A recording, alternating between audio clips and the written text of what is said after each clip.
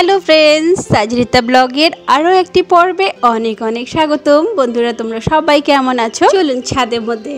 বন্ধুরা, আমার ছাদের মধ্যে বেলি ফুল ফোটা আরম্ভ হয়েছে, অ্যাডেনিয়ামগুলোও বেশ হয়েছে, কিন্তু কাটিং করিনি। এই প্লুমেরিয়ারও একটা বেশ মজার কথা আছে। কাটিং লাগিয়েছিলাম ডার্ক মারুন কালার, কিন্তু ফোটা আরম্ভ হয়েছে বাই কালার। সকাল 5টা বাজে আর আমি ছাদে রয়েছি, আর বাড়িতে সবাই এখন নিচে রয়েছে। মেয়ে ঘুমোচ্ছে, মেয়ের বাবা গান বাজনা করছে, আমি ছাদে এসেছি। সকাল সকাল ছাদ বাগানে উঠে বেশ পাইচারি করতে দারুণ লাগে। নেমে এসেছি বন্ধুরা, চা বসিয়ে দিয়েছি আর আরেকদিকে কফি বানিয়ে দিয়েছি ঈশ্বর বাবাকে। আর সকাল সকাল সব থেকে আগে সেরে ফেলছি টিফিন বানানো, কারণ বাড়িতে আজ আসবে এসে ইনস্টল করতে। তাই জন্যে আমি তাড়াতাড়ি রান্নাবান্না করে দিচ্ছি, কারণ দেওয়াল ফুটো করলে পরে আবার পুরো ঘর দুয়ার ধুলোবালি হয়ে যাবে। তাই জন্য একদিক দিয়ে টিফিনটা বানিয়ে সেরে নিচ্ছি, আর গাছপালার তারপরে ছাদও পরিষ্কার করব, কারণ ছাদের মধ্যে মেশিনটাকেও ফিট করবে। ছুটির দিনগুলোতে এসার বাবা বাড়িতে থাকলে সকাল সকাল সবজি বাজারগুলো নিয়ে আসে, আর চা খাওয়ার পরেই সে চলে যায় ছুটে বাজারগুলোতে, কারণ বাজার আমাদের এখানে 7টা, 6:30, 7টার মধ্যে বসে পড়ে।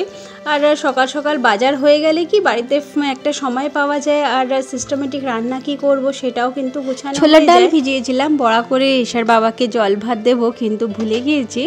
আর একটু বেশি করে চাল নিলে পরেই সকালবেলার জন্য জল ভাতটা হয়ে যেত, কিন্তু ভুলে গিয়েছি বন্ধুরা, তাই ওনাকে রুটি দিয়ে দিয়েছি।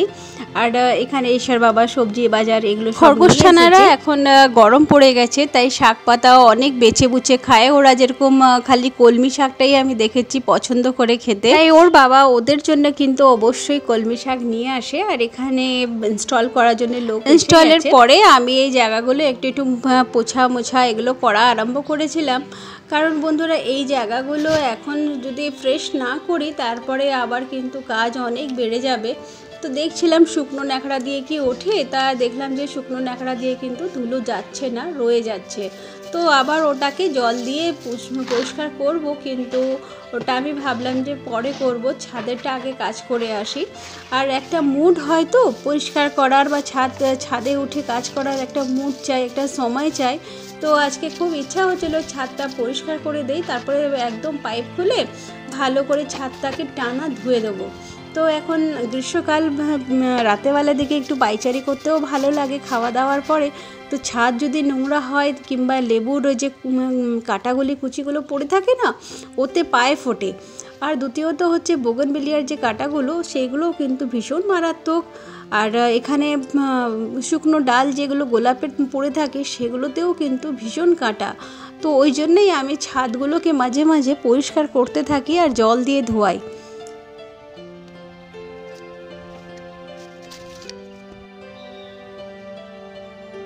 লাকি বাম্বু প্ল্যান্টের আগাছাগুলো তুলে নেওয়া হয়েছে, এবার চলে এসেছি নিচতলাতে।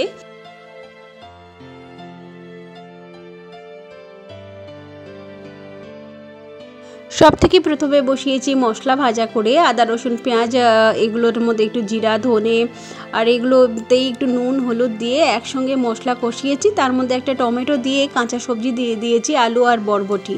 তো এগুলো দেওয়ার পরে এটা একদম স্লো করে ঢেকে বসিয়ে দিয়েছি, আর এতেই নিজে নিজে তরকারিটা হয়ে গেছে।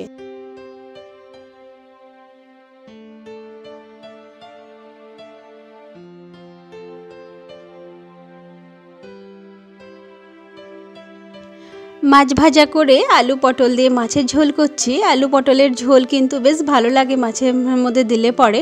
তো আমাদের বাড়িতে তরকারির মধ্যে কিন্তু আমি ডিফারেন্ট তরকারি দিয়ে মাছের ঝোল বানাই, আর বেশ ভালোও লাগে খেতে, এমন না যে খেতে ভালো লাগছে না। আর যেহেতু আমরা সর্ষে বাটা দিয়ে তরকারিটা খুব কম খাই, আর প্লেন মাছের ঝোলটা আমি একটু কমই বানাই, তাই জন্যে কিন্তু দই তরকারি দেওয়া। কুমড়ো ভাজাতে মনে হলো একটু তেল বেশি হয়ে গেছে, আবার একখানা ওর মধ্যেই ছোট্ট করে একটা আলু ঝিরিঝিরি করে কেটে ওর মধ্যে দিয়ে দিয়েছি, আর হালকা করে ভাজা বসিয়ে দিয়েছি। সাথে ঝিঙ্গা, এটাকে কি বলে, চিচিঙ্গা বলে তো, স্নেক গার্ড, ওটাকে একটুখানি ছেঁচকি করছি। আর রাতেবেলার জন্য বানাচ্ছি পনিরের তরকারি।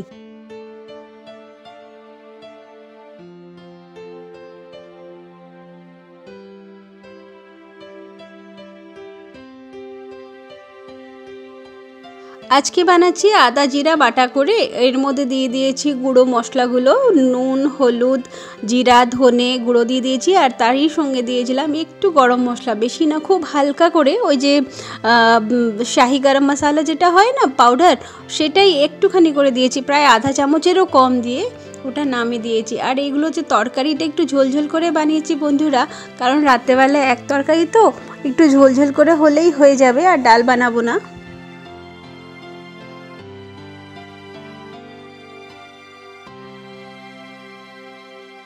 সমস্ত কাজকর্ম সেরে খেতে বসেছি বন্ধুরা, বাজে এখন 3টে। খাওয়া দাওয়ার পর সব একটু বিশ্রাম করব। তো বন্ধুরা, আজকের ব্লগটা আপনাদের কেমন লেগেছে অবশ্যই জানিও। সবাই ভালো থাকবেন, সুস্থ থাকবেন, আবার দেখা হচ্ছে আগামী ব্লগে। খুব ভালো থাকবেন, সময়তে নিজের খাওয়া দাওয়া সমস্ত টাইমে করে নেবেন। আজ আসি বন্ধুরা, টাটা।